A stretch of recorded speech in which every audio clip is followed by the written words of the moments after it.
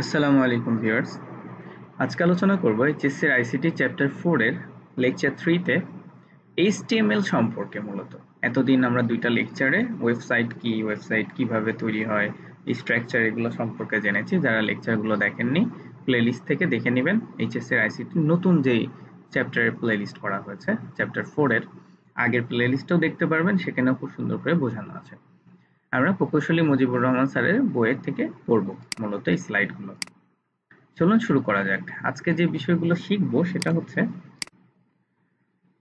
HTML এর মৌলিক কিছু বিষয় জানবো, এইচটিএমএল এর ধারণা নিব, এইচটিএমএল এর সুবিধা কি, এইচটিএমএল ট্যাগ, উপাদান, অ্যাট্রিবিউট ও সিনট্যাক্স পরিচিতি, এইচটিএমএল উপাদান, অ্যাট্রিবিউট, এই বিষয়গুলো সম্পর্কে আমরা এখানে জানবো।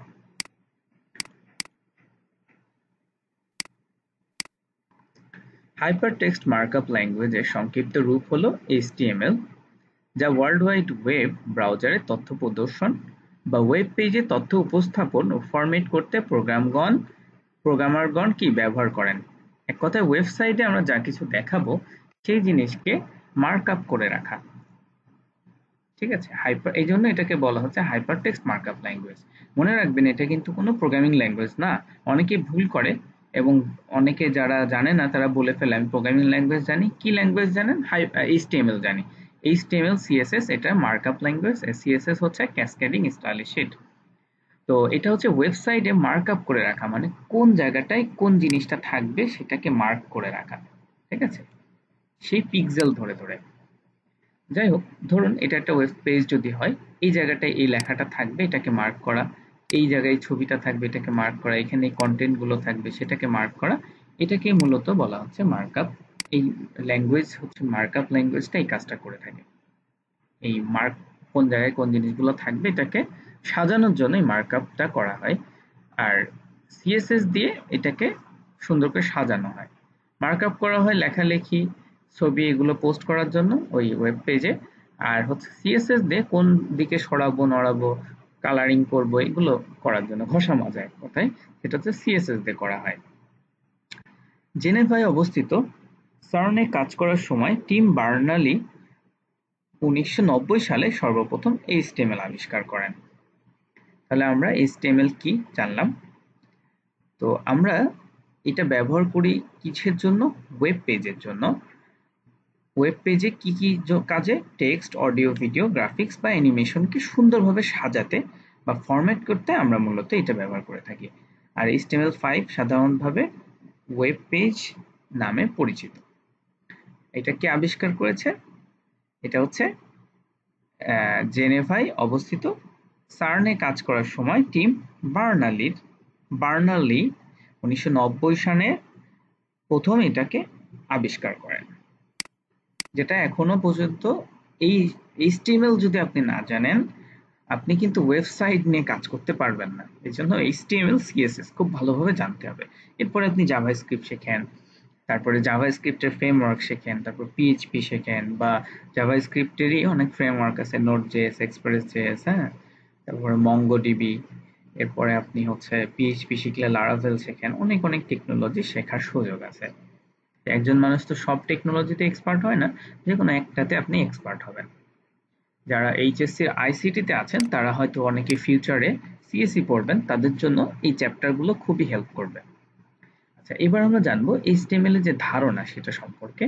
ওয়েব পেজ ডিজাইন করার জন্য এইচটিএমএল ব্যবহার করা হয়। এইচটিএমএল এ তৈরি কোনো ওয়েব পেজে সাধারণত দুইটি প্রধান অংশ থাকে, একটা হচ্ছে হেড আর একটা হচ্ছে বডি। দেখুন, মানুষের সাথে এই এইচটিএমএল এর অনেক কিছু মিল আছে। মানুষের যেমন মাথা থাকে, বডি থাকে, সেরকম এইচটিএমএল এরও কি মাথা আছে, বডি আছে। তো হেড এই সেকশনটা কোথায়? এই সেকশনটা হচ্ছে এই যে বডির ঠিক উপরে এই জায়গাটায়।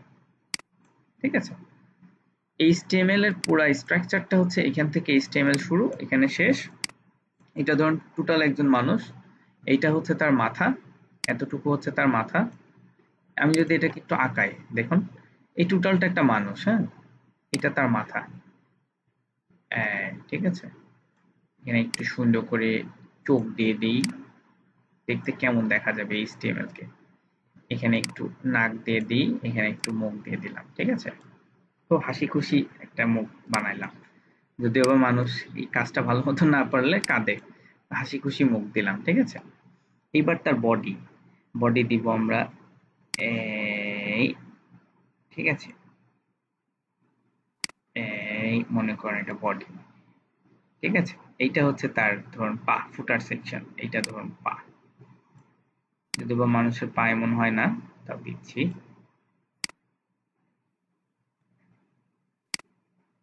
বডিটা মেয়ে মানুষের মতো হয়ে গেল ধরু, আচ্ছা যাই হোক, একটা মানুষ তো হয়েছে।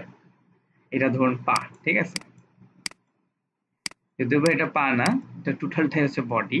তো বডি সেকশনের মধ্যে ফুটার সেকশনটা হচ্ছে নিচের দিকে থাকে, এই জন্য পা বলেছি। আর এই টোটালটা হচ্ছে স্টেম, তাহলে দেখতে এরকম দেখা যায় তো আর কি। তো সেই রকমই এটা হচ্ছে হেড সেকশন, এর ভিতরে আমরা মেটার ইনফরমেশন, টাইটেল, এগুলো আমরা এখানে দিব, মেটা ট্যাগ, মেটা ডেসক্রিপশন গুলো এখানে লিখবো আমরা, ঠিক আছে। কোনো কিছু লিংক করতে হলে আমরা এই এরিয়ার মধ্যে করব। এইচটিএমএল এর টোটালটা এইভাবে শুরু হয়েছে, এখানে ফুটার সেকশন, এই সেকশনটাতে আমরা নিচের অংশে যে এরিয়াটা থাকে না ওয়েবসাইটের অ্যাড্রেস বা বিভিন্ন কিছুকে সাজানো থাকে, এটা হচ্ছে সেই ফুটার সেকশন। আর এই যে বডির মধ্যেই কিন্তু দেখুন এগুলো সবকিছু হেড, ফুটার আর বডির মধ্যেই মূলত এটা থাকার কথা। যাই হোক, এই বডির মধ্যেই এইগুলো থাকবে। বডির মধ্যে আমরা যা কিছু লিখবো সবকিছুই আমরা ওয়েবসাইটের এই যে ব্রাউজারে দেখতে পাবো। তাহলে আমরা এখানে দেখি, এই যে দেখুন হেড, এই অংশে টাইটেল বা শিরোনাম, তারপরে কি ধরন, সার্চ ইঞ্জিনের জন্য কিওয়ার্ড, আমরা যেটাকে বললাম মেটা টাইটেল, মেটা ডেসক্রিপশন। ধরনটা হচ্ছে যে কোন ধরনের ওয়েবসাইট, প্রয়োজনীয় যে কোড যা ওয়েবসাইটে তথ্য প্রদর্শনের জন্য দরকার হয় তা এখানে আমরা দিয়ে থাকি। আর বডি অংশে কি, এটি ডকুমেন্টের মূল অংশ যাতে তথ্য প্রদর্শন করা হয়। আচ্ছা, এবার আসুন আমরা এইচটিএমএল সম্পর্কে জানলাম, হেড এবং বডি এটা জানলাম। মানুষের যেরকম মাথা থাকে, বডি থাকে, সেরকম এইচটিএমএল এরও মাথা এবং বডি আছে। এইচটিএমএল এর কিছু সুবিধা সম্পর্কে এবার আমরা জানব। এইচটিএমএল ব্যবহার করে একটি ওয়েব পেজ তৈরি করলে নিম্নোক্ত সুবিধাগুলো পাওয়া যায়। এক হচ্ছে কি, ওয়েব পেজের টেমপ্লেট গঠন করা যায়, ওয়েব ফর্ম ডিজাইন করা যায়, থার্ড পার্টি অ্যাপ্লিকেশন ব্যবহার ছাড়াই ওয়েবে ভিডিও এবং অডিও যুক্ত করা যায়, ক্যানভাস ফিচারের সাহায্যে আকর্ষণীয় টু ডাইমেনশন ড্রয়িং করা যায়। এটাকে কি বলে, টু ডাইমেনশনাল। ক্যানভাস ফিচারের সাহায্যে আকর্ষণীয় টু ডাইমেনশনাল ড্রয়িং করা যায়। আরেকটা হচ্ছে কি, জিও লোকেশন ব্যবহার করে ভিজিটররা ওয়েব অ্যাপ্লিকেশনের মাধ্যমে তাদের অবস্থান শেয়ার করতে পারে।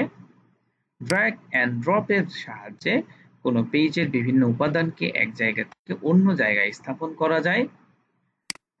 পরবর্তী প্রজন্মের ওয়েব অ্যাপ্লিকেশনের জন্য এইচটিএমএল এর ওয়েব সকেট ফিচারটি বাইডিরেকশনাল কমিউনিকেশন টেকনোলজি হিসেবে আচরণ করে। বিভিন্ন ধরনের ফরম্যাটিং করা যায়। তাহলে আমরা সুবিধাগুলো জেনে ফেললাম। এইচটিএমএল ট্যাগ, উপাদান এবং অ্যাট্রিবিউট ও সিনট্যাক্স সম্পর্কে এবার আমরা এইখানে জানব, ঠিক আছে। এইচটিএমএল কে ট্যাগের ভাষাও বলা হয় কারণ বিভিন্ন ট্যাগের সমন্বয়ে ডকুমেন্ট তৈরি করা হয়। এইচটিএমএল কে কি বলা হয় তাহলে, ট্যাগেরও ভাষা। ট্যাগের ভাষা বলেও এটাকে চিহ্নিত করা হয়। এইচটিএমএল ট্যাগ হলো ওয়েব পেজের মধ্যে লুকায়িত কিওয়ার্ড বা ওয়েব ব্রাউজারের বিষয়বস্তু ফরম্যাট সংজ্ঞায়িত করে প্রদর্শন করে। তাহলে এইচটিএমএল ট্যাগ কি? এইচটিএমএল ট্যাগ হলো ওয়েব পেজের মধ্যে লুকায়িত কিওয়ার্ড যা ওয়েব ব্রাউজারের বিষয়বস্তুর ফরম্যাট সংজ্ঞায়িত করে প্রদর্শন করে। ধরুন, প্রতিটি ট্যাগ কিভাবে তৈরি হয়, তার নিজস্ব নাম অনুসরণ করে কৌণিক ব্র্যাকেটে শুরু বা ওপেন করতে হয় এবং একে শুরু ট্যাগ বা ওপেনিং ট্যাগ বলে। ওপেন হওয়া ট্যাগ কৌণিক ব্র্যাকেট অনুসরণ করে ট্যাগের নামে শেষ বা বন্ধ করতে হয় এবং একে শেষ বা ক্লোজিং ট্যাগ বলে। আমরা একটা উদাহরণ দিয়ে বুঝবো। ধরুন, একটা প্রাণীকে আমি আঁকছি, এটা ধরুন কি বলবো আমরা, এটা মনে করুন শিয়াল, ঠিক আছে। লেজ কাটা শিয়ালের গল্প শুনেছেন না সবাই, একটু মজা করি। এটা ধরুন শিয়াল। এবার শিয়াল এখানে এসে তাকে ধরে ফেলা হয়েছে, ধরে তার এখন লেজ কেটে দেওয়া হবে। এই যে লেজ কেটে দিলাম, ঠিক আছে। তাহলে শিয়ালটা এখান থেকে দৌড় দিচ্ছিল, শুরু করছিল এখান থেকে দৌড়ানো, এখানে এসে শিয়ালটা ধরা পড়ে তার লেজ কেটে দেওয়া হয়েছে। এর মধ্যে যা কিছু থাকবে সবকিছু এটা হচ্ছে একটা ট্যাগের শুরু এবং শেষ। এর মধ্যে যা কিছু থাকবে সেটা হচ্ছে প্রদর্শন করবে ওয়েবসাইটে সেই ট্যাগ হিসাবে। তো এরকম অনেকগুলো ট্যাগ সম্পর্কে আমরা এবার জানবো। HTML দুই ধরনের হতে পারে।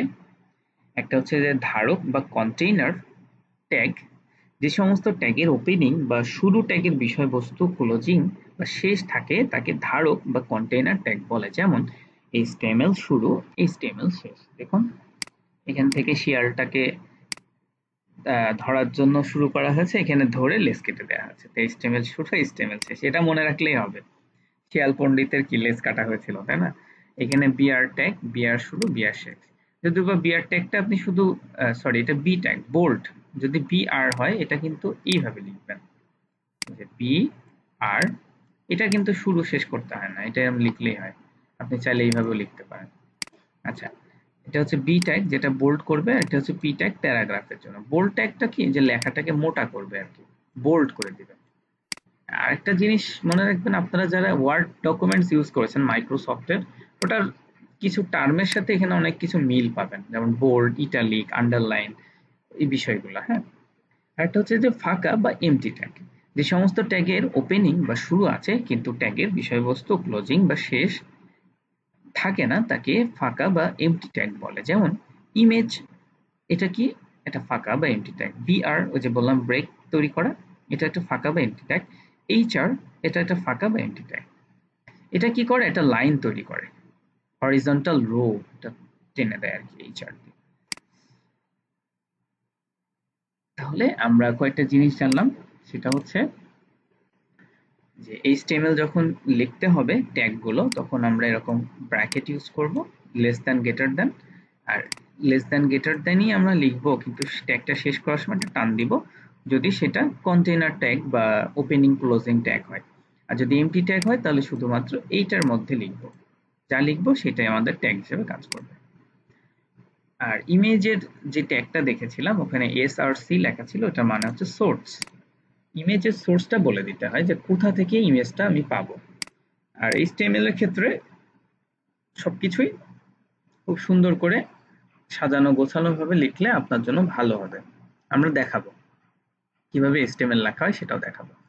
ওপেনিং বা শুরুর ট্যাগ থেকে আরম্ভ করে ক্লোজিং বা শেষ ট্যাগ পর্যন্ত সকল কিছুকে HTML উপাদান বলা হয়। ওপেনিং বা শুরুর ট্যাগ স্টার্ট ট্যাগ, যেমন দেখুন পি ট্যাগ, এখানে ক্লোজ, এর মধ্যে আপনি যা কিছু লিখবেন তা কিছু এই প্যারাগ্রাফের ট্যাগের মধ্যে থাকবে, প্যারাগ্রাফ হিসেবে প্রদর্শিত হবে। উপাদানের বিষয়বস্তু দেখুন এলিমেন্ট বা এলিমেন্ট কন্টেন্ট, সেটা হচ্ছে যে অ্যাঙ্কর ট্যাগ। এখানে এইচ রেফারেন্স মানে hyper reference, default dot HTM, HTM লিখলেও হয়, এইচটিএমএল লিখলেও হয়, এটা যখন ডকুমেন্ট সেভ করবেন। ডাবল কোটেশনের মধ্যে দেওয়া হয়েছে দিস ইজ এ লিঙ্ক, এটা একটা লিঙ্ক, ঠিক আছে? এই লিঙ্ক রেফারেন্স দিয়ে আপনি অন্য ওয়েবসাইটকেও লিঙ্ক করতে পারবেন। ক্লোজিং বা শেষ ট্যাগ, সেটা হচ্ছে বিআর, এটা কি করে, যে আপনার হচ্ছে একটা ব্রেক তৈরি করবে, লাইন ব্রেক, ঠিক আছে?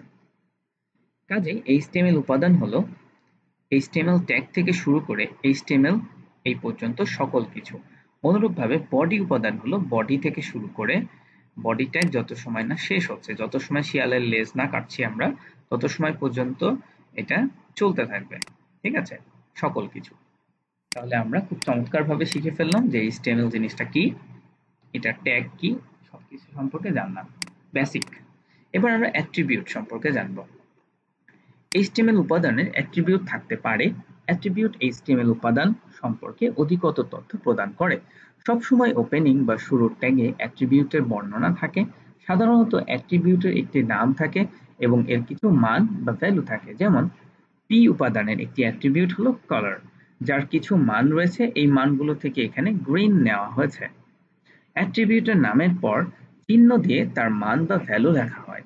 দেখুন পি একটা ট্যাগ যেটা এখানে শুরু হয়েছে, এখানে শেষ হয়েছে, কিন্তু আমি চাচ্ছি এর ভিতরে যে লেখা থাকবে সেটাকে আমি একটা কালার দিব। সেটার জন্য আমি স্টাইল প্রপার্টি ব্যবহার করে, স্টাইলটা ব্যবহার করে এটার আমি একটা অ্যাট্রিবিউট দিলাম সেটা হচ্ছে কালার প্রপার্টি, এটা হচ্ছে ভ্যালু দিলাম গ্রিন। স্টাইল দেওয়ার জন্য, সিএসএস এর স্টাইল দেওয়ার জন্য আমরা এই যে অ্যাট্রিবিউটটা ব্যবহার করলাম কালার এবং গ্রিন, এটা হচ্ছে তার ভ্যালু, ঠিক আছে। এটা দ্বারা আমার ওই লেখাটাকে কালার করে ফেলবে। তাহলে আমি আবার বলি, এটা একটা ট্যাগ পি ট্যাগ, যেটার মধ্যে আমি স্টাইল করতে চাচ্ছি।